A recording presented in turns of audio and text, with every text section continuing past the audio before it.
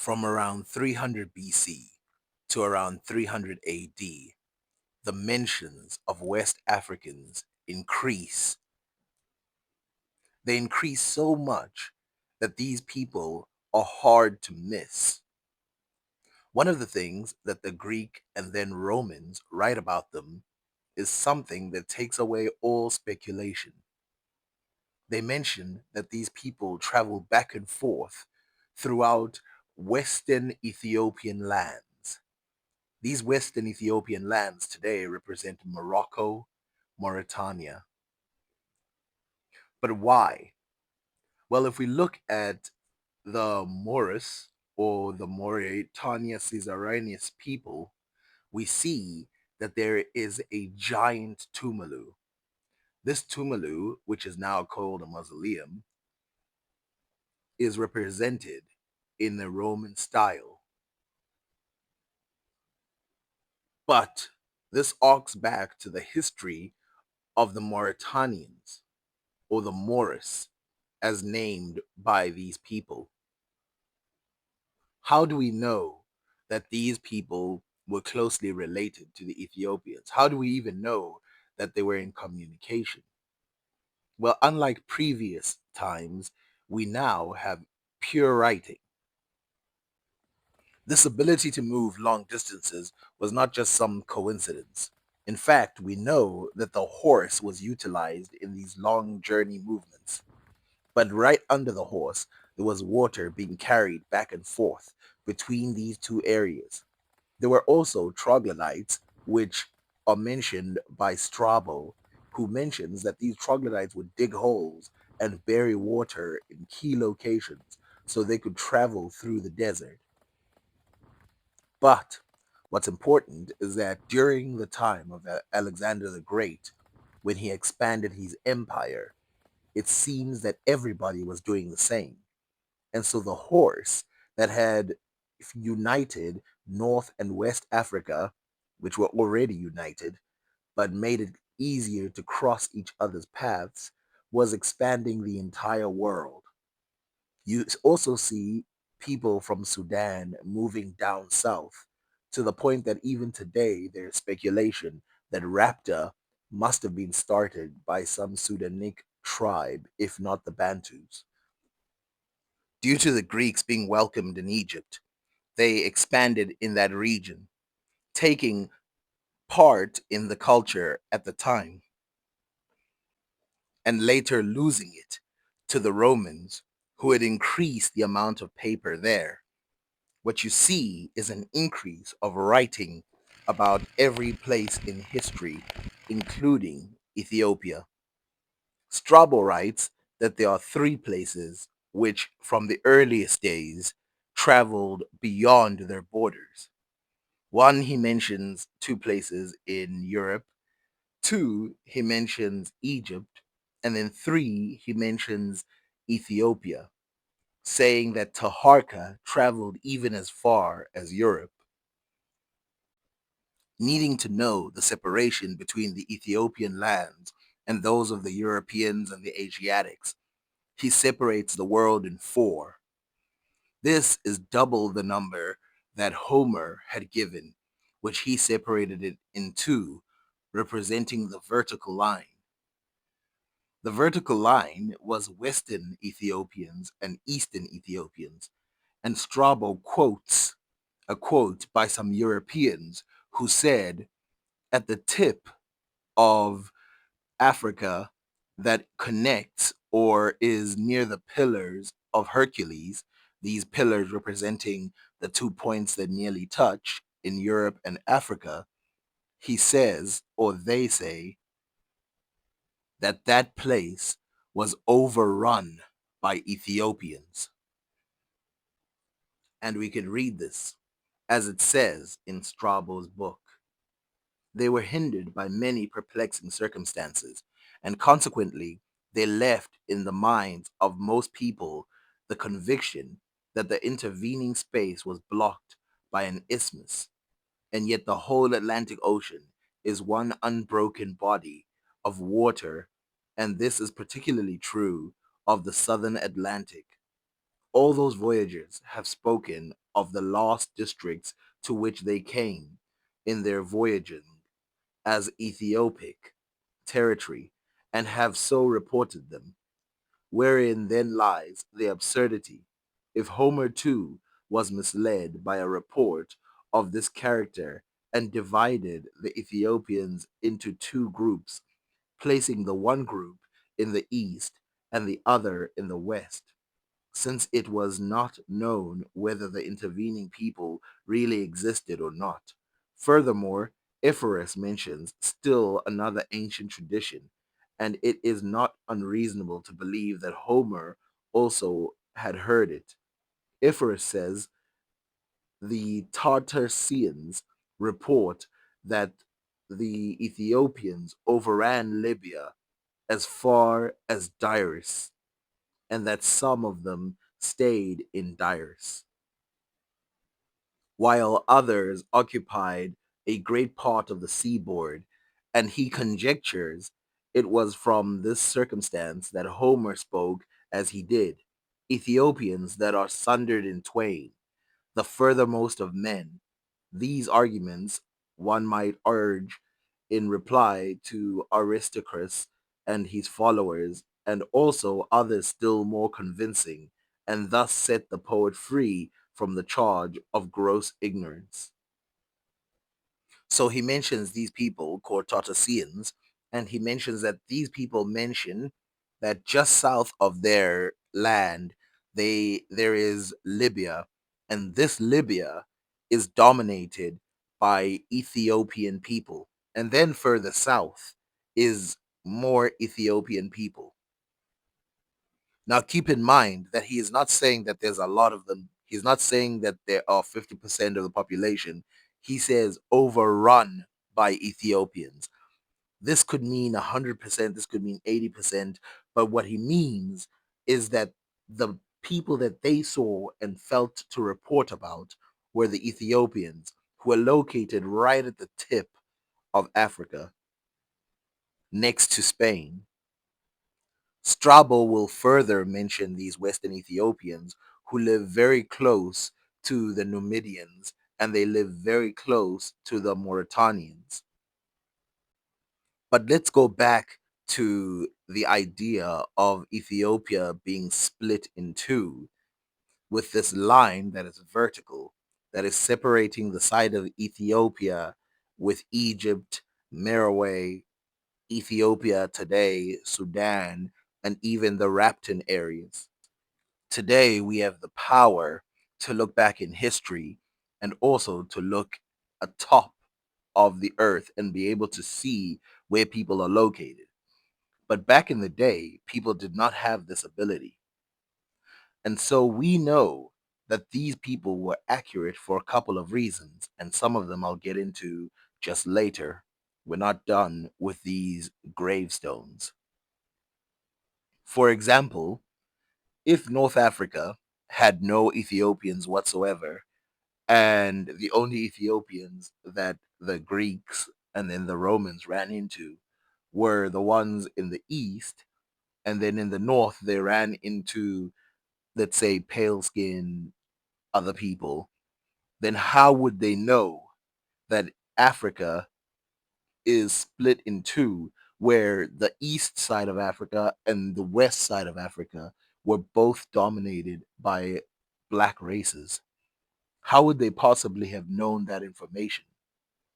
The only way to know this, especially during Homer's time, is if the Ethiopians were located somewhere in the north of Africa. And as we read, there were Ethiopians who overran areas. But even in the time of Strabo, who had vast knowledge about people living in West Africa and even Central Africa, there is a lot of discussion about splitting it into two and saying that the entire continent of Africa was overrun by Ethiopians. And so West Africa, who is Ethiopian, we know from this breakdown. So if you break down the fact that they would have not even known in the corner, because you can't assume.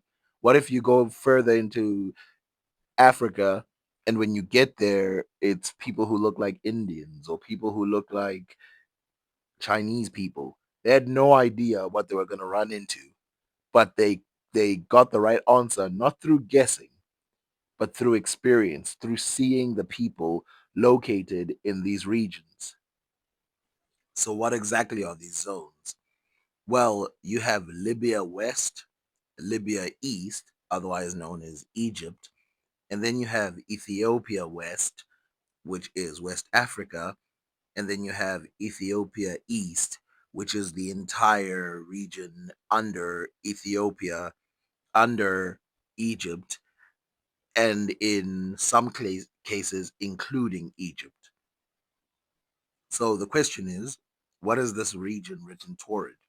Well, that torrid zone is the equator, and here is the limit of the knowledge at this time of Strabo. Later, other people would go way past this.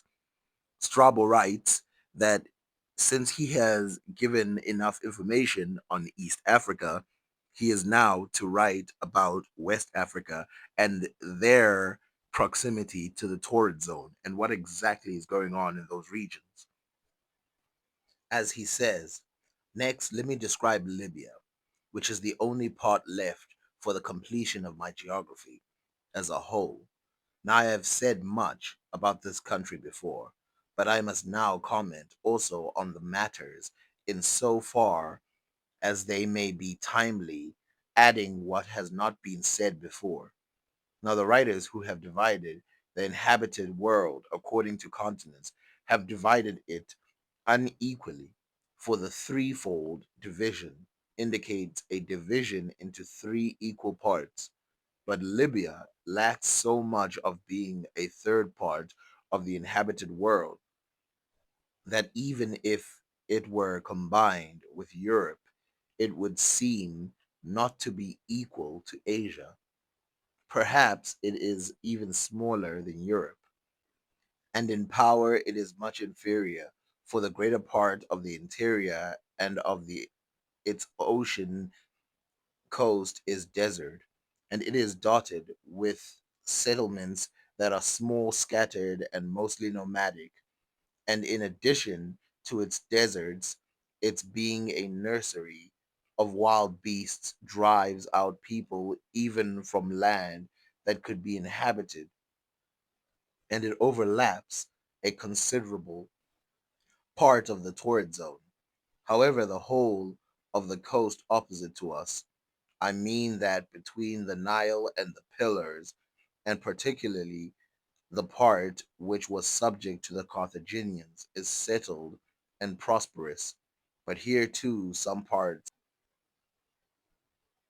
is settled and prosperous, but here too some parts here and there are destitute of water, as for example in the regions about the Citrus and Marmarade and Catabathmus. Libya has the shape of a right angled triangle conceived of as drawn on a plane surface having a base, the coast opposite us from Egypt. So here, when discussing the difference between the two areas, he mentions the Nile and the pillars. What are this Nile and the pillars? Like I said, the pillars is that little space that has a gap between the Iberian areas and Africa, so that place that nearly touches as far west of Africa as you can get.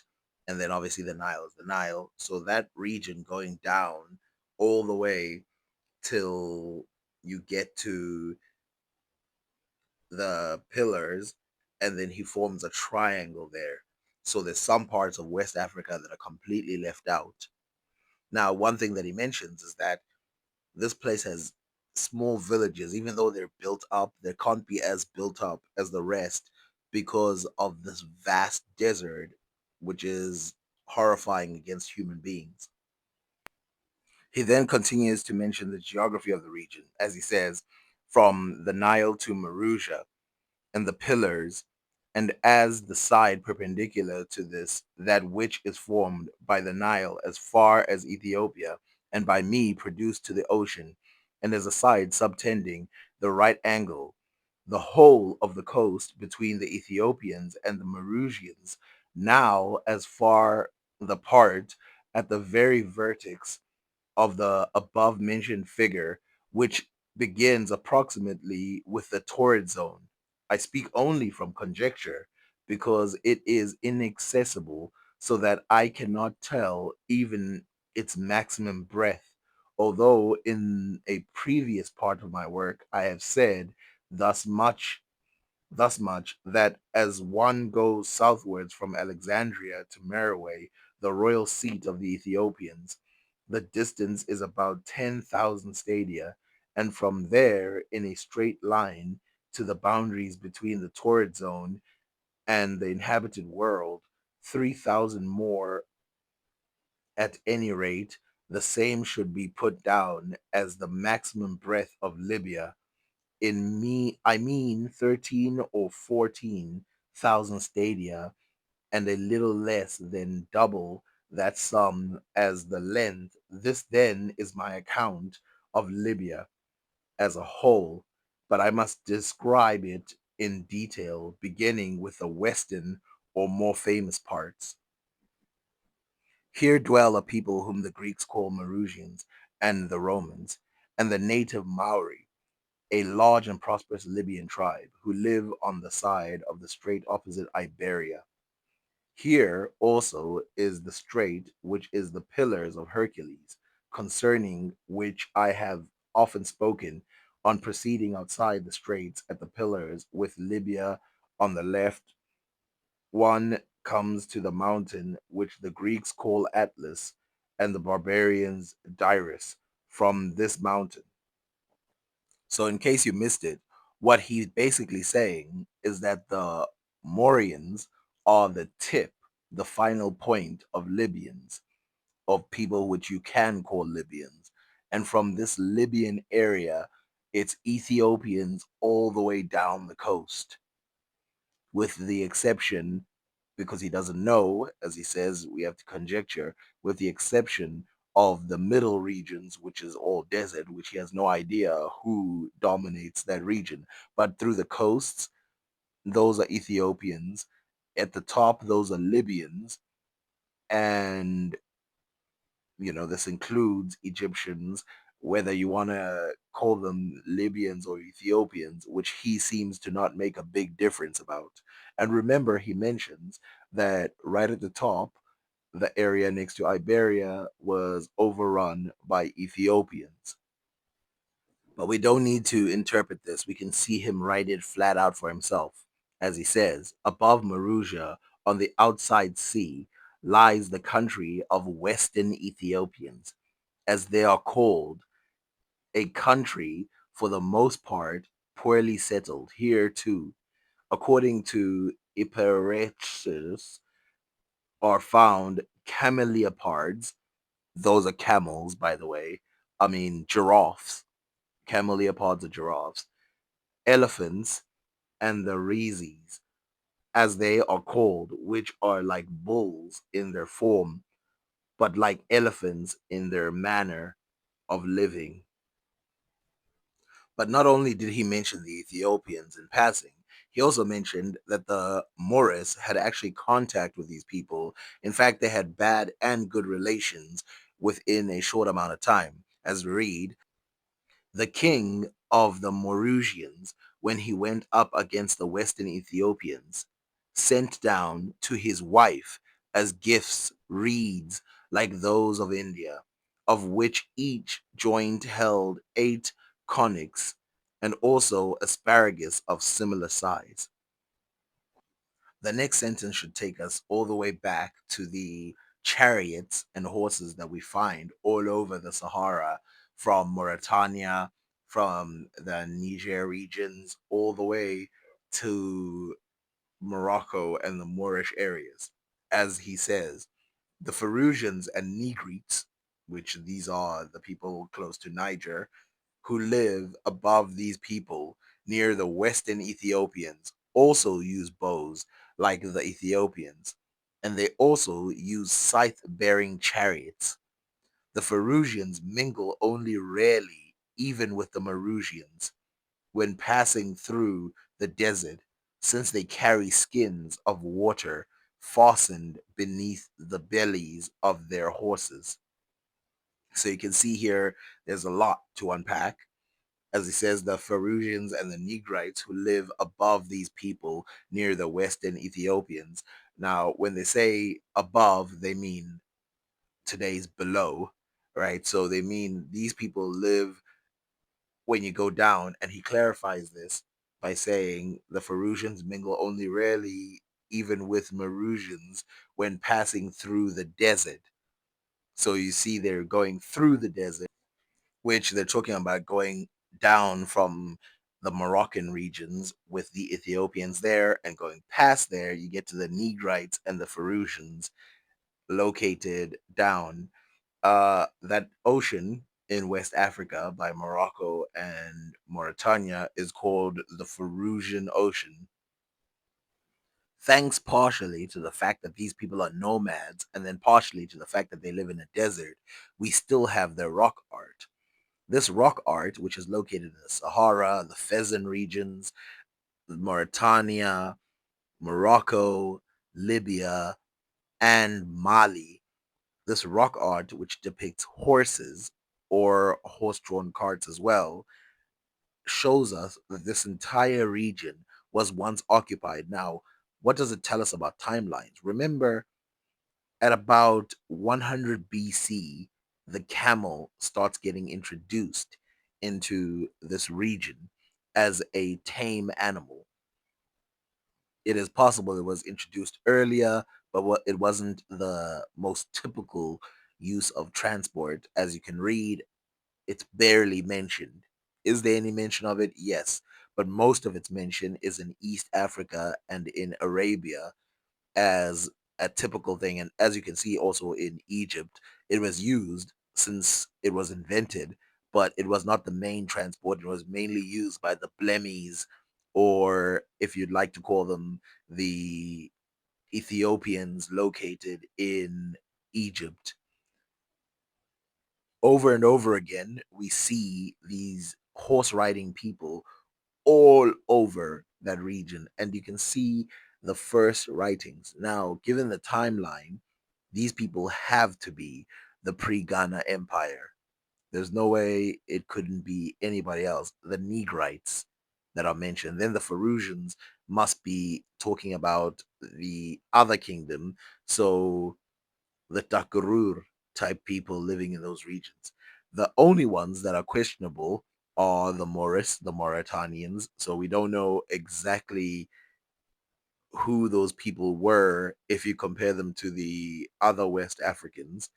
And we don't know who these other Western Ethiopians are because, of course, today, if you look at Morocco, a lot of people say that all of the black people from Morocco came later from slavery.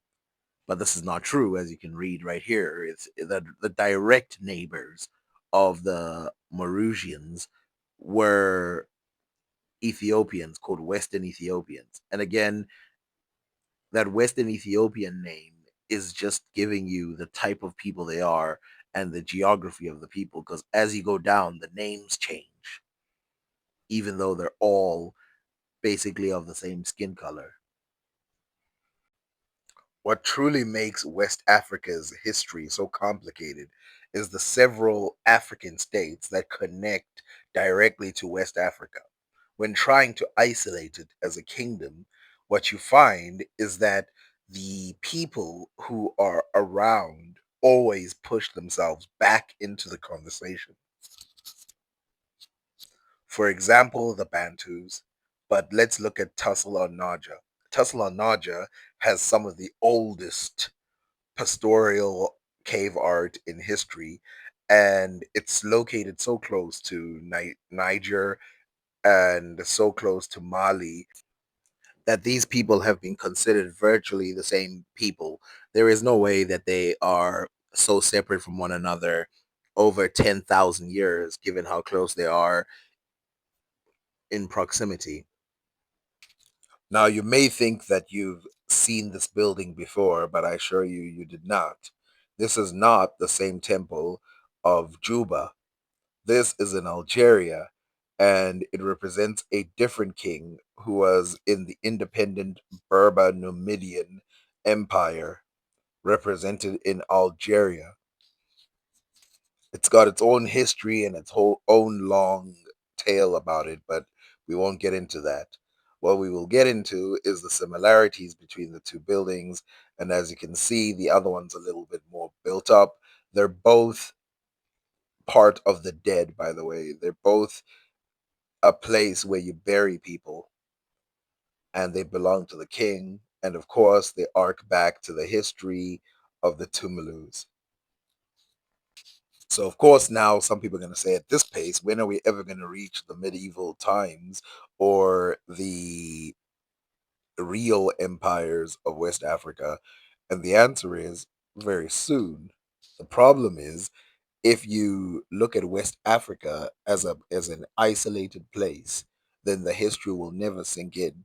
You will not understand why there are Berbers communicating with some of those kings forever, why they respect it enough to change their religion based on North Africans coming down and talking to them, having the understanding that these people don't have bad intentions. The Fezzan region of Africa is not immune to the influence of West Africa. Not only is it not immune, but we have an entire civilization known as the Kanem, which are a Nilo-Saharan people who lived in this region and operated there for hundreds of years. In fact, before this, we know that by the same time, if we go back, by 300 BC, these Nilo-Saharans were in this region 100%. So what we see is high influence of Sao civilization and another civilization that I'll mention shortly that grow within these regions to create four empires: the Ghana Empire, the Kanem Bornu Empire, that's two, and the civilization that I have on screen called Jado. This civilization was invented directly by the Sao people according to oral tradition. According to oral tradition, the Sao people decided to develop a civilization which, in its history, looked quite similar to those that had moved out of that region. We will talk about another time who moved out of that region. But Fezzan, as an area, becomes part of the West African story.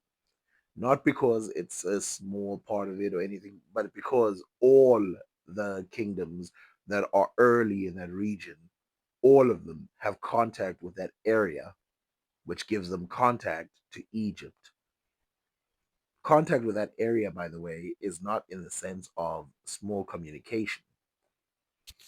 If you count the South civilization, you can see that the Kanem Empire starts from around 600 BC and makes its way to about 1300 AD, and then it carries on beyond that. This is the empire that existed around these areas. This is what we're going to talk about.